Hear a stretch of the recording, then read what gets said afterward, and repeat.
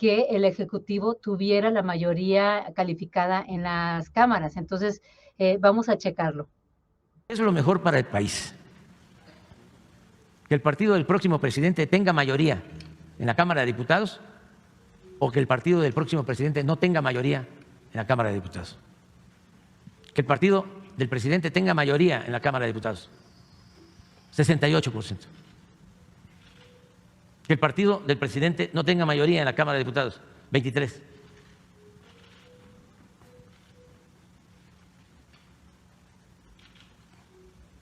Pero esa es la opinión del pueblo. ¿Saben qué les falla a nuestros adversarios? Y voy a seguirles ayudando, haciéndole. Bueno, esa es mi pregunta. A ver, voy a hacerle la misma pregunta a todos. Se supone que si no tenemos las terceras partes, pues, o sea, 3 de las 4 partes, se supone que no va a haber equilibrio, eso dicen, ¿no? Tiene que haber una contraparte, ese es el argumento de la oposición. ¿Tú qué opinas, Efren? ¿Crees que sí debe de tener la mayoría? Tu micro. Efren, tu micro. Listo. Ahora les digo, fíjate que sí, por supuesto, creo que es el pensamiento que está reflejando el presidente de muchos de los ciudadanos, que pues solamente teniendo la mayoría en los congresos o en el Congreso, en el Senado, pues se van a poder sacar adelante todas las cosas que estos cuates intentan detener. Es decir, si ellos no estuvieran o si tuviéramos la mayoría en ambas cámaras, hubiéramos avanzado mucho más y rápidamente, ¿no? Pero esta gente, lo único que su único proyecto de nación es entorpecer, estorbar y robar, ¿no? Entonces, nos hemos dado cuenta, todos considero, por lo menos los que apoyamos a esta cuarta transformación, que esta gente pues ha hecho mucho daño. Ahí estamos hablando otra vez de la Suprema Corte, ¿no? Que ya se descara por completo y sabemos que la Suprema Corte es básicamente la oposición. La oposición está en la Suprema Corte, ¿no? No hay nada de justicia allí, es un grupo actuando a favor de otro grupo. Es una parte de un grupo colocada allí actuando en favor de todo ese grupo.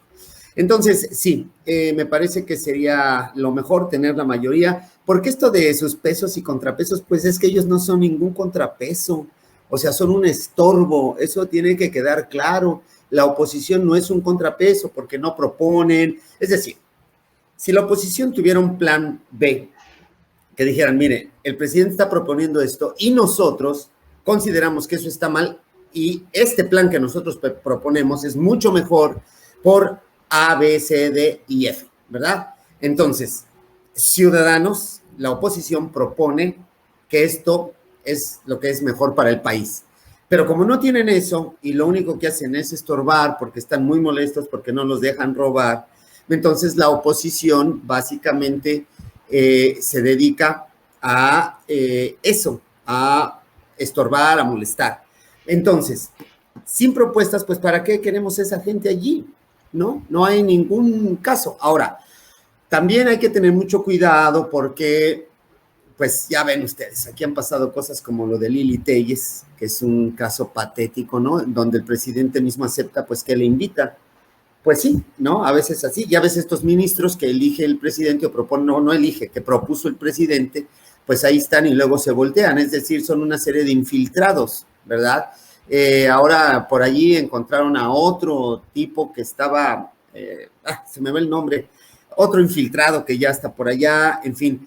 Creo que como ciudadanos debemos de tener mucho cuidado al momento de votar, porque esta cuestión de voto masivo a mí me parece que es riesgoso porque está falto de conciencia, es decir, quién es el diputado que está proponiendo Morena, quién es el legislador quién es fulanito, es decir, que sepamos el historial, porque la verdad muchos de ellos son puros delincuentes, ¿sí? Y que nosotros mismos a través del voto hemos llevado a estos lugares de poder. ¿Por qué? Pues porque ha faltado información, porque no hemos sido cuidadosos, porque no hemos tenido precisamente ese momento para decir a ver este señor qué ha hecho, en fin, y creo que nosotros como comunicadores y como gente que apoya a la 4T, creo que estamos obligados, ahora que vengan las elecciones, a ir por lo menos sacando el currículum de cada uno de ellos para decirle a la gente, este tipo es esto y ha hecho esto, ¿sí?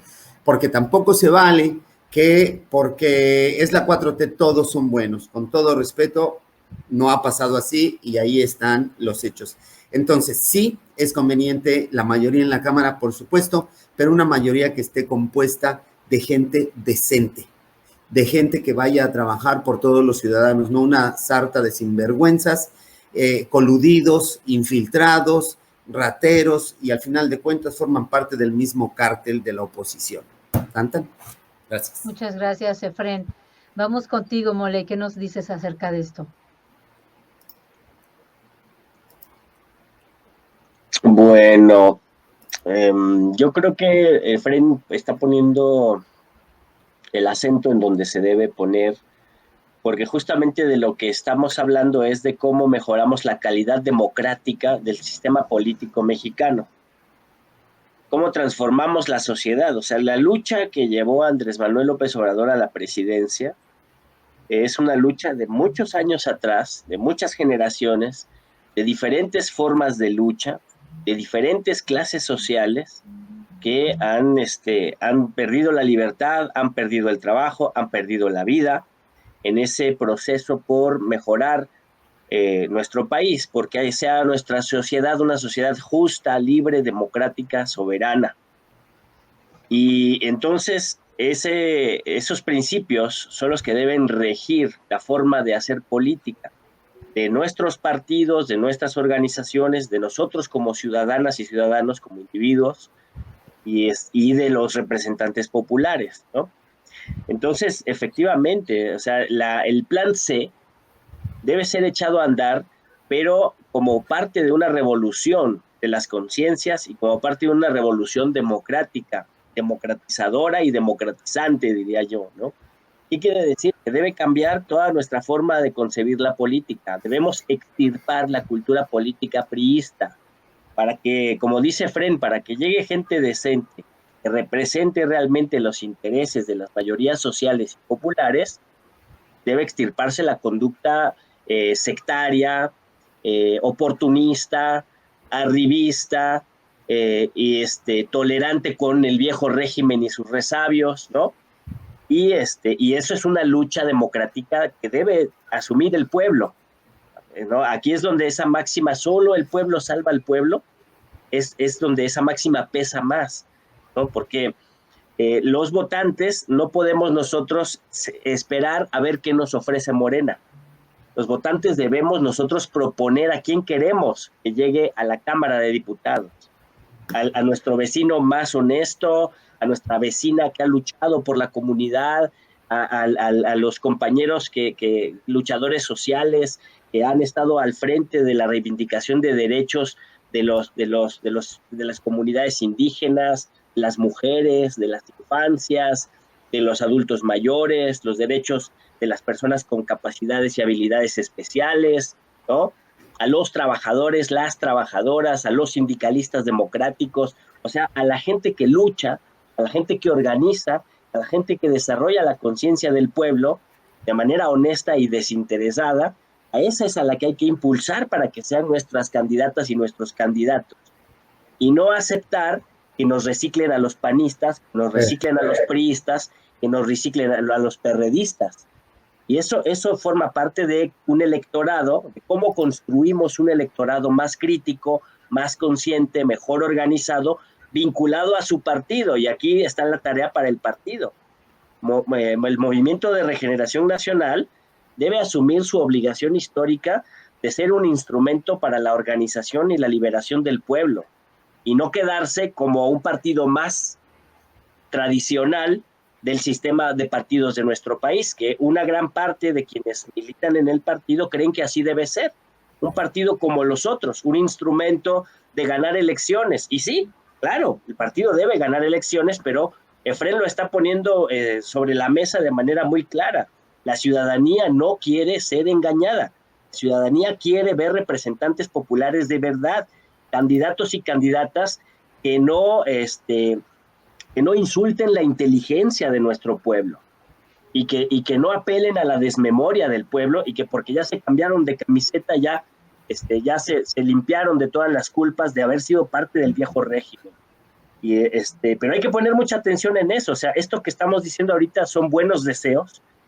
Ahorita dicen, nosotros los migrantes, a la mayoría nos hacen falta documentos, pero también les hacen falta representantes. También hace falta representación migrante genuina, electa por los migrantes. También ahí hay una deuda democrática en nuestro país, y forma parte de la reforma electoral que frenó la Suprema Corte y la oposición, ¿no? Bueno, son las cosas a las que podemos aspirar, pero luego están las cosas que se imponen como una realidad. El sistema político mexicano es un sistema heredado por el viejo régimen, ¿no? Hemos desde la izquierda y desde el pueblo, desde sectores democráticos, hemos llegado a ocupar espacios de toma de decisiones, como la presidencia de la República, muy importante, pero no hemos tomado el poder. La izquierda no ha llegado al poder, porque el poder no se toma, eso nos lo enseñó el viejo Foucault, el poder se ejerce. ¿Qué tipo de poder ejerce Andrés Manuel? El poder popular, el poder de las mayorías sociales, ¿no? Pero ese poder es difícil de construir, no cualquiera lo hace, ¿no? Ahora, entonces hay que construir poder popular, hay que construir mayoría democratizadora para continuar el proceso de cambio, ¿no? De aquí al 2024, el sistema, el régimen todavía tiene muchos amarres, todavía tiene muchas inercias, todavía tiene muchas trazas del viejo Estado, del viejo régimen, y los personajes todavía se van a repetir en muchos casos. Hay que luchar de manera organizada y tener propuestas inteligentes para, en la medida de las posibilidades, incidir lo más posible, ¿no? Pero eso con la claridad de que sí se debe impulsar el voto masivo por Morena y se debe ganar una mayoría absoluta en el Congreso, ¿no? Son los grises que hay en el plan C. El plan C no solo es ir a votar todos por Morena y el voto masivo, no nada más. El plan C es construir desde abajo la fuerza y el poder popular que tiene la dinámica democratizadora que necesita la cuarta transformación, porque además, con esto cierro, eso de los equilibrios en la democracia es un asunto muy liberal. Es parte de la ideología liberal, de la democracia liberal representativa, ¿no? Pero esa democracia liberal y representativa termina siendo una democracia sustitutiva en beneficio de las cúpulas oligárquicas y de las mafias beneficiarias de un sistema de castas o de clases como el que vivimos en todo el mundo, ¿no? Nosotros necesitamos una democracia muchísimo más profunda, una democracia popular, radical, participativa y protagónica del pueblo. Y esa democracia rompe los marcos del estrecho sistema de partidos actual y los marcos del sistema jurídico actual y de la Constitución actual, ¿no? Entonces no hay que irnos con la cantaleta de los equilibrios y el check and balance, por favor. Eso es parte de la ideología norteamericana de la democracia liberal occidental, que no funciona ni siquiera en Estados Unidos, ¿no? Porque son las oligarquías, las mafias del poder que controlan el sistema político vinculado y subordinado al poder económico. Y justamente contra eso estamos luchando. Así es, Mole, muchas gracias. Voy contigo, Tigre. ¿Cómo ves que los mismos que dicen que van a estar en moratoria se quejan de que debe haber contrapeso? ¿Qué opinas de eso? No, esos brazos caídos que se avienta la oposición, de veras que da risa.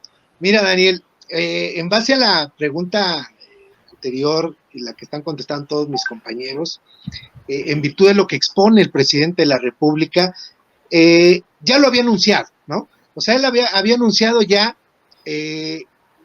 cómo debería de conformarse la próxima Cámara de Diputados para que él nuevamente tenga una oportunidad de mandar iniciativas constitucionales.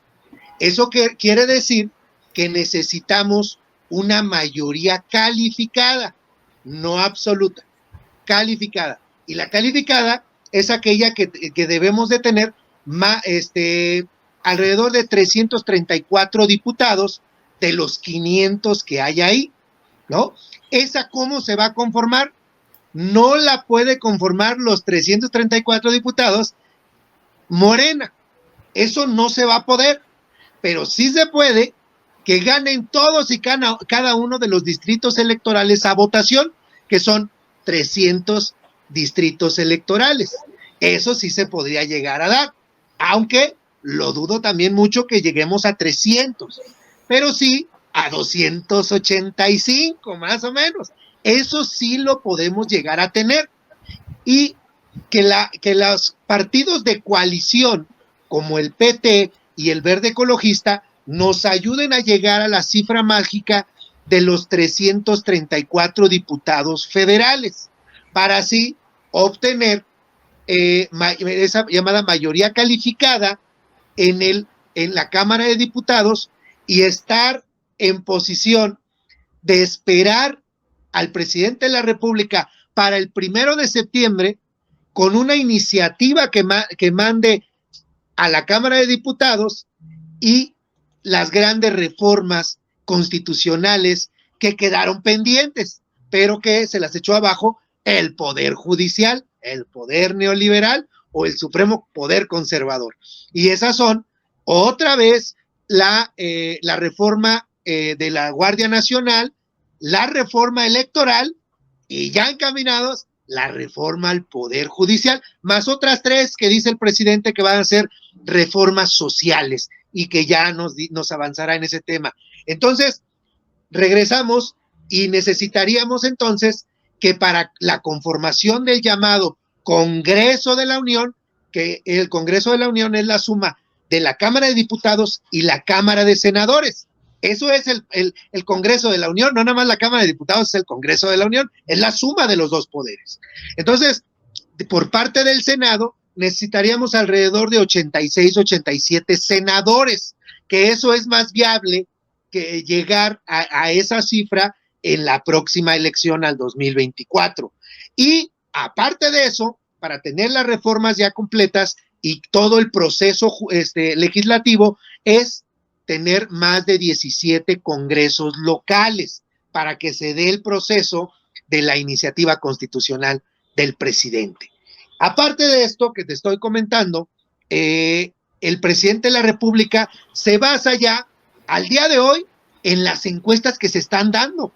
Y la primera que se dio es la aceptación de la gente del pueblo de México con el 80% de aceptación del presidente de la República. Y entonces ahí dice el presidente, caray, y yo creo que ahí se animó a decir, vamos por una mayoría calificada en la Cámara de Diputados. Ahí es donde ya se emocionó mi presidente y ya se están elaborando encuestas. Y esta que tú comentas es la que pone al presidente de la República ahorita con un nivel de aceptación mayor, y que si en este momento fuera la votación hoy en día, obtendríamos la mayoría calificada en la Cámara de Diputados, Es decir, ya obtendríamos la posibilidad de que el 1 de septiembre el presidente mandara las iniciativas antes del 30 de septiembre, que recordemos que antes este será el primer presidente que le acortan su periodo, porque todos los demás llegaban a diciembre, al famoso 5 de diciembre, y ahora no, ahora le acortan al presidente, que eso la verdad para la Cuarta Transformación, pues sí nos quitan unos meses de chamba, ¿no? Por eso vimos al presidente electo Andrés Manuel López Obrador ejercer casi las funciones de presidente en funciones, y por eso se adelantaba en la agenda, por la premura de que tenía el tiempo contado para hacer lo que se tenía que hacer, mi estimada Daniel.